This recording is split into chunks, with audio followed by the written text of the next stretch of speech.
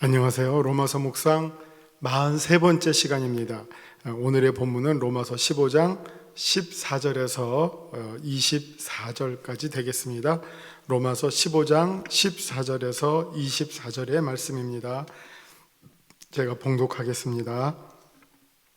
내 형제들아, 너희가 스스로 선함이 가득하고 모든 지식이 차서 능히 서로 권하는 자임을 나도 확신하노라.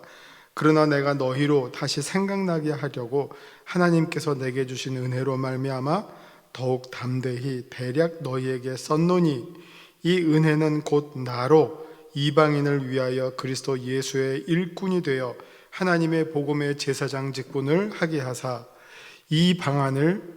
이방인을 제물로 드리는 것이 성령 안에서 거룩하게 되어 받으실 만하게 하려 하심이라. 그러므로 내가 그리스도 예수 안에서 하나님의 일에 대하여 자랑하는 것이 있거니와, 그리스도께서 이방인들을 순종하게 하기 위하여 나를 통하여 역사하신 것 외에는 내가 감히 말하지 아니하노라. 그 일은 말과 행위로, 표적과 기사의 능력으로, 성령의 능력으로 이루어졌으며, 그리하여 내가 예루살렘으로부터 두루 행하여 일루리곤까지 그리스도의 복음을 편만하게 전하였노라. 또 내가 그리스도의 이름을 부르는 곳에는 복음을 전하지 않기를 힘썼노니, 이는 남의 터 위에 건축하지 아니하려 함이라. 기록된 바 주의 소식을 받지 못한 자들이 볼 것이요 듣지 못한 자들이 깨달으리라 함과 같으니라. 그러므로 또한 내가 너희에게 가려 하던 것이 여러 번 막혔더니 이제는 이 지방에 일할 곳이 없고, 또 여러 해 전부터 언제든지 서바나로 갈 때에 너희에게 가기를 바라고 있었으니, 이는 지나가는 길에 너희를 보고 먼저 너희와 사귐으로 얼마간 기쁨을 가진 후에 너희가 그리로 보내주기를 바람이라. 아멘. 자, 오늘 본문은 로마에 있는 성도들에게 바울이 자신의 그 사역의 어떻게 보면 전체를 소개해 주는 겁니다. 내가 이방인의 열방의 선교를 위해서 지금까지 수고해 왔고, 정말 어떻게 보면 땅 끝까지 이르러 전도할 수 있으면 내가 전도해 왔다.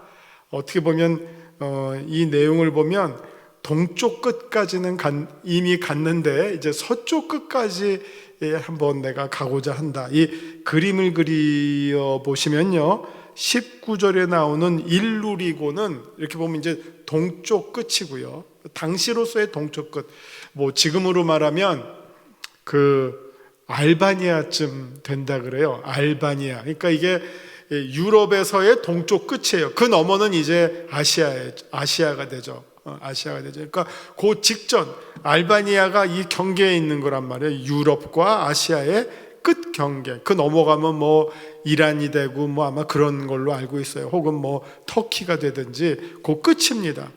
그리고 저쪽 서쪽 끝은 어디입니까? 서바나, 스페인으로부터 알바니아까지가 이렇게 동과 서예요. 지금 바울이 지금 그 그림을 그려가면서 내가 이쪽 알바니아 일루리곤까지는 가봤다. 거기까지 가서도 전도했다. 그런데 이제 내가 서쪽에 있는 서바나, 스페인으로 가려고 하는데 내가 스페인으로 가려면 로마를 거쳐가게 될 것 같다. 그러니 내가 로마로 지금 가기를 원하는데, 거기에 간 다음에는 여러분들이 나를 다시 또 서바나로, 스페인으로 파송해 줬으면 좋겠다. 이게 어떻게 보면 지금 사도 바울의 원대한 선교의 마지막 그림이라고 보시면 되겠습니다. 그 중에서 여기 이제 오늘 여기 나오는 것 가운데 핵심 단어는 16절에 있는 곧 나로 이방인을 위하여 그리스도 예수의 일꾼이 되어 하나님의 복음의 제사장 직분을 하게 하셨다 하는, 요게 이제 오늘 본문에서는 제일 중요한 단어라고 할 수 있겠죠. 하나님의 복음의 제사장 직분을 감당하게 하셨다. 누구로 하여금? 사도 바울로 하여금. 그러니까 바울이 언제나 자기를 이방인의 사도 늘 썼단 말이죠. 이방인의 사도, 나도 사도인데, 어떻게 보면 이게 권위를 말할 때는 나도 사도다. 그런데 내가 갖고 있는 이 사도의 특징은 이방인들을 위한 거야. 이방인들을 위한 사도야. 유대인들을 위한 사도가 12명이 있었다면 나는 이방인들을 위한 사도야. 이렇게 이제 어떻게 보면 자기 자신을 늘 소개해 왔죠. 특별히 바울 자신의 사도권에 대해서, 이 사도권이 확보가 돼야지 바울이 전하는 그 복음의 정당성이 부여가 되거든요. 그러니까 이 바울이 전하는 복음의 정당성을 강조할 때마다 바울이 주장했던 것은 나도 사도인데 나는 특별히 열방을 위한, 이방인을 위한 사도였다. 이게 이제 바울이 늘 강조했던 내용이라면, 오늘 여기에서는 로마에 있는 그리스도인들에게 나도 사도다 이거를 특별히 강조할 필요가 여기에서는 별로 없다면, 예수님이 어떻게 보면 열방을 위한 제사장이 된 것처럼 나도 이방인, 열방을 위한 제사장, 하나님의 복음을 위한 제사장이 되었다 하는 걸로 지금 자기 자신을 로마에 있는 그리스도인들에게 소개해주고 있습니다. 자, 우리 본문을 하나씩 보면서 진행해 나가죠. 14절, 내 형제들아, 너희가 스스로 선함이 가득하고 모든 지식이 차서 능히 서로 권하는 자임을 나도 확신하노라. 상당히 높여주고 있죠. 그러나 내가 너희로 다시 생각나게 하려고 하나님께서 내게 주신 은혜로 말미암아 더욱 담대히 대략 너희에게 썼노니. 이게 아주 세련된 화법이죠. 여러분들은 하나도 몰라. 내가 그래서 꼭 가르쳐줘야만 돼. 이러면 아마 기분 나쁠 거예요. 근데 여러분들 이미 충분히 잘 알고 계십니다. 그러나 제가 좀 외람스럽지만 한 번만 더 조금 말씀해 드리겠습니다. 하나님께서 주신 은혜로 말미암아 내가 더욱 담대히 한 번 더 여러분이 이미 아는 것들을 다시금 생각나게 하려고 조금 더 정리해 주고자 싶어서 제가 지금 이렇게 씁니다. 아주 겸손한 모습으로 이렇게 쓰고 있습니다. 그 다음에 16절, 이 은혜는 곧 나로 이방인을 위하여 그리스도의 예수의 일꾼이 되어, 이방인을 위한 그리스도 예수의 일꾼이 되어, 그 다음에 하나님의 복음의 제사장 직분을 하게 하사, 제사장 직분은 제일 중요한 거는 선지자는 말씀을 가르치는 자고요, 말씀을 가르치는 자.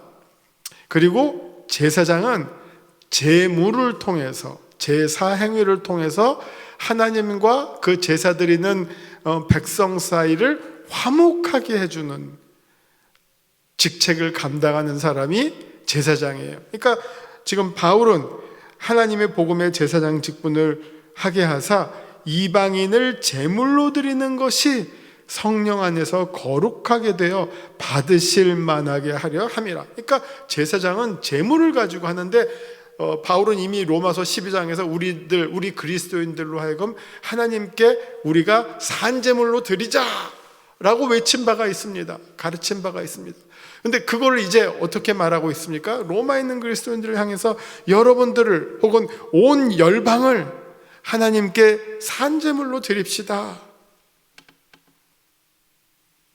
근데 그 드리기 위해서는 그 제물이 깨끗해야 되겠죠? 그렇죠? 제물이 온전해야 되겠죠? 그럼 우리 자신을, 이방인들이 하나님께 제물로 드리려면 우리 자신을 거룩하게 해야 되겠죠. 그래서 하나님께서 받으실 만한 제물이 되도록, 하나님에게는, 하나님의 성품은 거룩이란 말, 하나님의 대표적인 성품은 거룩이에요. 그 거룩이 우리에게 어떤 행동하는, 사역하는 모습으로 나타날 때는 사랑이에요. 그리고 그 사랑이 우리 가운데 열매 맺는 모습은 영광이에요. 이게 구약 성경의 제일 중요한 세 단어예요. 거룩, 사랑, 영광.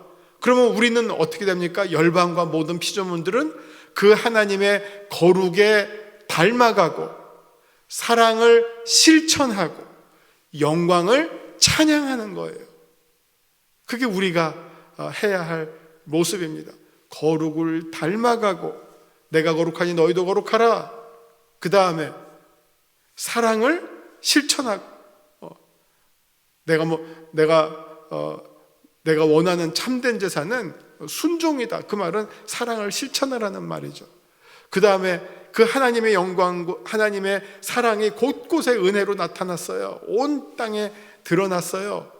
그럼 우리는 그거를 하나님의 영광을 보고 찬양하는 것, 그게 우리가 해야 할 일이죠.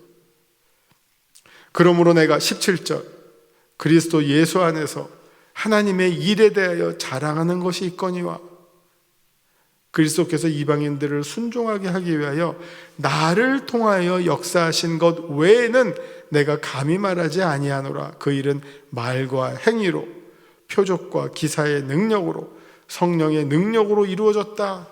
이건 내 마음대로 내 힘대로 된 것이 아니라 오직 성령이 우리에게 권능을 부어주셔서 그 권능에 힘입어 한 것이다. 그리하여 내가 예루살렘으로부터 두루두루 행하여, 바울의 1차 전도 여행, 2차 전도 여행, 3차 전도 여행, 그리고 그 가운데 일루리곤까지 그리스도의 복음을 편만하게 전하였노니, 아까 제가 말씀드린 것처럼 여기 일루리곤이라고 하는 이 지명이 딱 적시가 된 것은, 이게 그냥 여러분들이 지도를 생각하시지 않고 여기를 읽는다면 뜬금없이 나서 여기가 어딘가 하겠지만, 자, 이 지도를 펼쳐놓고 보았을 때 서쪽 끝이 서바나라면 당시 이 바울의 당시에 사람들이 갈 수 있는 동쪽 끝 지방이 일루리곤이에요. 일루리곤. 뭐 우리식으로 말하면 뭐 정동진 혹은 뭐 독도 이렇게 되겠죠. 서쪽 끝은 어디로 해야 될까요? 뭐 백령도로 해야 될까요? 뭐 어디로 해야 될까요? 하여튼 동쪽 끝에서 서쪽 끝까지예요. 지금 온 지도를 펼쳐놓고 지금 그리는 거예요. 일루리곤. 혹시 뭐 여러분 딴 말이지만 이태리 커피 가운데 일리라는 커피 아시나요? 일리? 그 일리라고 하는 이름이 이 일루리곤에서 나온 말이에요. 그 일리가 일리리아라는 공화국이 있었어요. 그게 이제 편입이 되는 거예요, 나중에. 그래서 요즘 말로는 이게 여기가 이제 일리라고 하는 말이 되겠고, 최근의 단어로 말하면 알제리아, 알바니아, 알제리아는 북아프리카죠. 알바니아에 해당하는 지역입니다. 거기까지 그리스도의 복음을 편만하게 전하였노라. 또 내가 그리스도의 이름을 부르는 곳에는 복음을 전하지 않기를 힘써놓은, 이건 어떻게 보면 사도 바울의 사역의 원칙이죠. 그냥 어쨌든 막 전하면 다다 해서 누가 했던지 그냥 무조건 막무가내로 하는 게 아니라 그래도 룰을 세웠어요.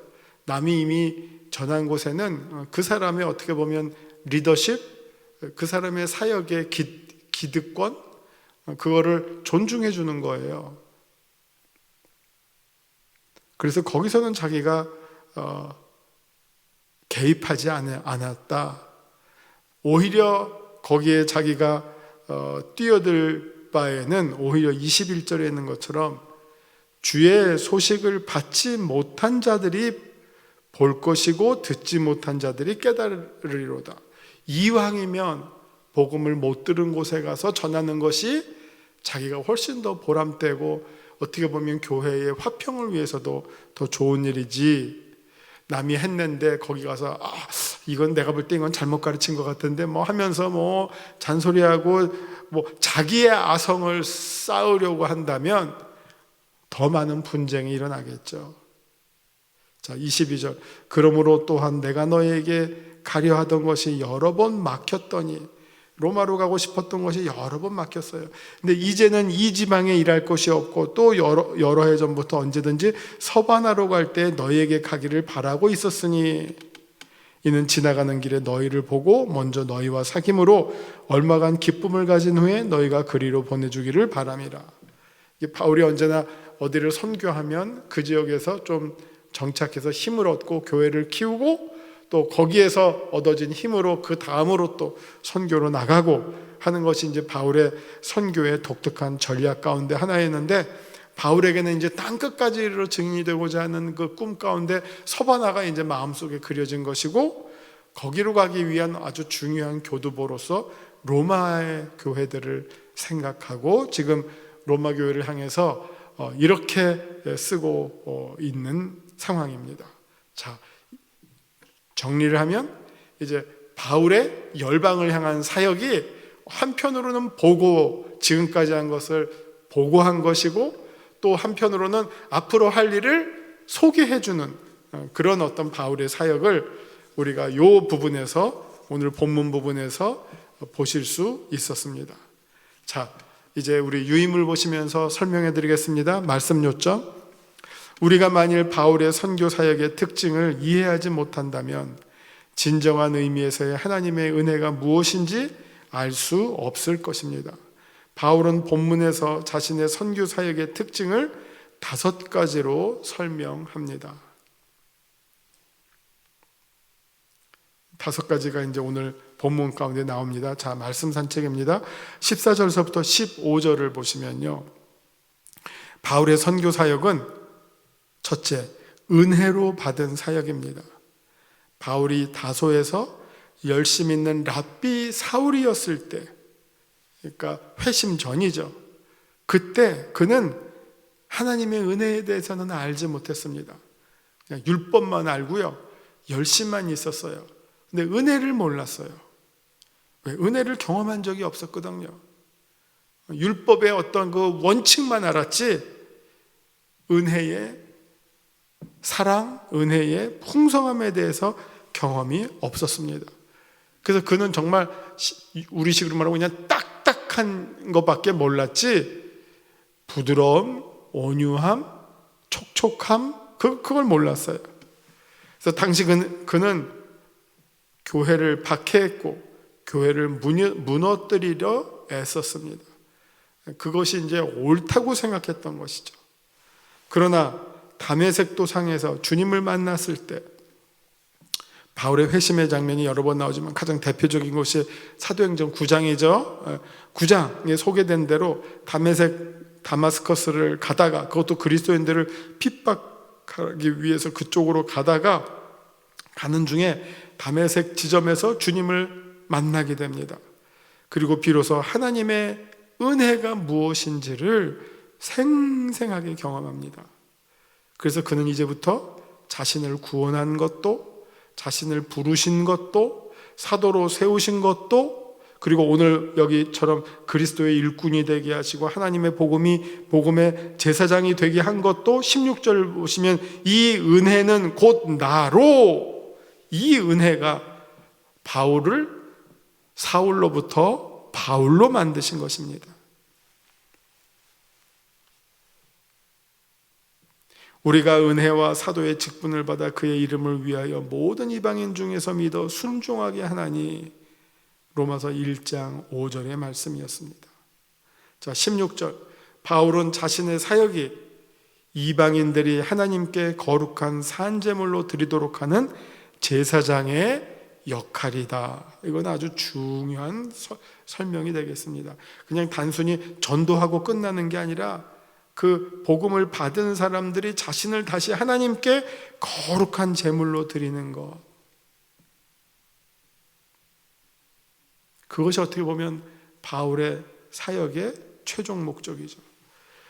바울이 자신을 주로 이방인을 위한 사도로 지칭했는데 이방인의 제사장으로 부른 경우는 매우 드물지만 이 본문에서는 특별한 의미가 있습니다.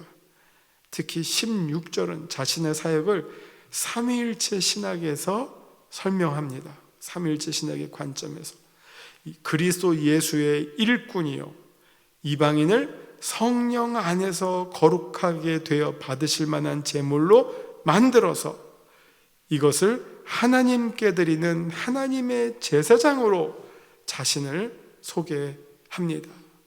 바울이 아주 삼위일체적 어떤 이 관점과 신학과 의도를 가지고 아주 잘 디자인해서 소개하고 있는 내용이지요. 17절. 그것은 하나님의 영광을 위한 사역이었습니다. 본문에서 자랑한다라고 하는 말은 자신을 드러내는 일이 아니라 자기 안에서 행하신 하나님의 사역을 자랑하는 일이기 때문에 이는 곧 하나님의 영광을 찬양하는 것과 동일합니다. 요즘은 좀 줄어들었지만 과거에 한국교회에서 간증 집회를 참 많이 했습니다. 간증. 근데 이제 간증이 잘하면 괜찮은데 잘못하면 이게 하나님 자랑으로 시작하다가 자기 자랑으로 끝나는 경우가 많아요. 그래서 아마 간증 집회가 요즘은 좀 많이 사라진 것 같아요. 자, 처음에는 막 하는데 잘 듣다 보면 점점 하나님은 사라지고 자기가 더 드러나게 되는 경우가 많아요. 하나님의 사역을 자랑해야 되는데, 하나님을 드러내고 자기를 감추어야 되는데 점점 자기가 드러나고 하나님이 감추어지는 경우, 이거는 지금 어떻게 보면 그 경우는 왜곡된 간증이 되겠죠. 이 간증이라는 말이 진짜 어떻게 보면 영어로 말하면 테스티머니인데, 이거는 증거하는 거거든요. 자기를 증거하면 안 되죠. 자기에게 크신 일을 행하신 하나님을 증거해야 되는데 그런 부분이 참 어렵죠. 사람들의 마음 가운데 자기를 사랑하는 마음이 필연적으로 누구든지 있을 수밖에 없습니다. 그래서 신앙은 그 마음을 얼마만큼 누르고 억제시키고 감추고 하나님을 높이느냐 하는 싸움인 것 같아요. 하나님, 반은 하나님을 높였지만 나머지 반은 꼭 자기를 높이고 싶은 마음이 모든 사람들 마음 가운데 꼭 자리 잡고 있어요. 그것까지 죽이는 일, 그게 얼마나 어려운 일입니까? 그래서 바울은 나는 매일매일 날마다 죽노라. 한 번 죽어서 끝날 일이 아니에요. 매일매일 죽노라. 자기를 죽여야지만 온전히 하나님을 자랑할 수가 있어요. 자기가 살아나면 어느 순간 자기는 살고 하나님이 죽어요. 그게 늘 우리가 경계해야 할 일입니다. 18절 19절, 이것은 하나님의 능력으로 이루어진 일입니다. 성령께서 사도 바울로 하여금 사역하게 하도록 능력을 주시고 놀라운 이적들을 행할 수 있게 하셨습니다. 이 기적들은 사도 바울이 곧 하나님께서 보내신 일꾼임을 보증해 주는 기능을 담당합니다. 그러나 기적 자체가 이방인들을 구원토록 하는 것은 아닙니다. 그 기적을 통해 마음을 열게 하시고 열린 마음에 하나님의 말씀, 복음이 뿌려지고 그 말씀들을 통해 하나님의 구원의 역사가 일어나는 것입니다. 20절부터 24절, 이 사역은 하나님의 계획에 따라 일어난 일들입니다. 바울은 다른 사도가 이미 사역을 시작한 곳은 방문하지 않는 원칙을 세웠습니다.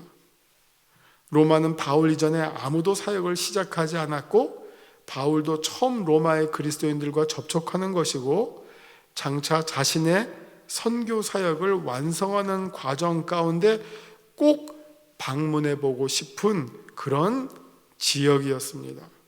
이 모든 것이 하나님의 이방인들을 구원하시기 위한 계획에 사도 바울이 순종해 나가는 그런 아주 아름다운 과정인 것을 말해주고 있습니다. 자, 말씀 적용 부분입니다. 하나님은 어떤 분이십니까? 하나님은 한 사람을 택하셔서 하나님의 계획을 이루도록 하십니다. 이 경우 바울은 하나님의 복음의 제사장으로 부름받았습니다. 이스라엘을 애굽으로부터 구원하시기 위해서 모세를 부르셨듯이 이제 또 열방을 구원하시기 위해서 하나님은 사도 바울을 부르셨습니다. 그래서 바울이 이방인의 열방을 향한 하나님의 복음의 제사장, 이방인의 사도로 부름을 받게 되었습니다. 그 다음에 내게 주시는 교훈은 무엇입니까? 17절과 18절을 보시면 바울의 자랑이 무엇인지를 보면 이제 성도들의 자랑이 무엇이어야 하는지를 깨닫게 됩니다. 어떻게 보면 자기의 약함 그리고 하나님의 강하심, 이것이 우리들의 자랑이 되어야 하겠습니다. 자, 말씀에 따른 기도로 마치겠습니다. 하나님, 우리가 주님의 일을 할 때 자기를 내세우지 말게 하시고 성령보다 앞서지 않게 하시고 오직 주의 부르심에 순종함으로 주님의 능력에 힘입어 주님께서 허락하신 일들을 겸손함으로 감당해 나가는 우리 모두가 되게 하여 주시옵소서. 충성하되 작은 일부터 끝까지 충성함으로 주님의 일에 순종하는 저희들 되게 하여 주옵소서. 예수님 이름으로 기도합니다. 아멘.